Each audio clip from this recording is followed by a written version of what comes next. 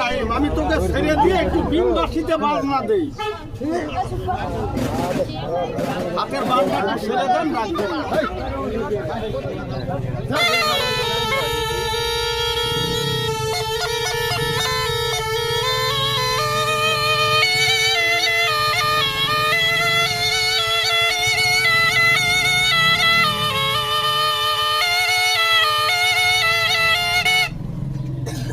তবে কেউ আঙুল দিয়ে দেখাবেন। তিনটা ভুল করার পরে আজ পুরুষ বলে দাবি করতে পারেন না। পানিতে গেলে প্রস্রাব, শুয়ে থাকলে স্বপ্ন হয়, ধাতুগত ক্ষয় রোগ। ওই হালুয়া বুড়ি ট্যাবলেট খেলে এখন আর কাজ হয় না।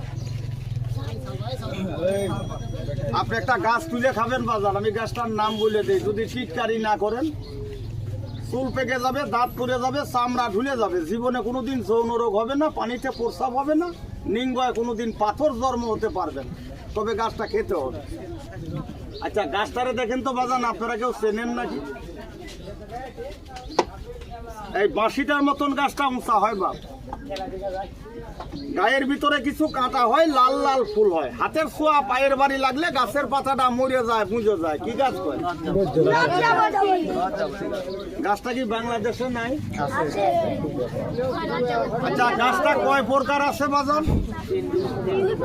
না না, তিন জাত না, একটা সাদা, একটা লাল, একটা লাল আর একটা সাদা। এই, কথা কইস না। এই, তোরা বেশি জানিস না। বাপের আগে ফেলছে এইটা। একটা আছে লাল, একটা আছে সাদা। তবে লালটায় কাজ হয় না, বাচ্চারাও জানে। এই লালটা খায় সাপে, সোম করে 3 ঘন্টা। লালটা খায় ভেঙে, সোম করে 2.5 ঘন্টা। আপনি লালটা খাবেন না। আপনি যদি কোনোদিন পারেন, টিটকারি না করেন, 1 ইঞ্চি টান দিয়ে তুলে নিয়ে নাববা, লজ্জাপতি সাদা। আমি কয়ে দেই, লন্ডন গেলে পাবেন। একটু পানি দিয়ে পরিষ্কার করে ধুয়ে একটা পানের লগে যদি গাছটা খেতে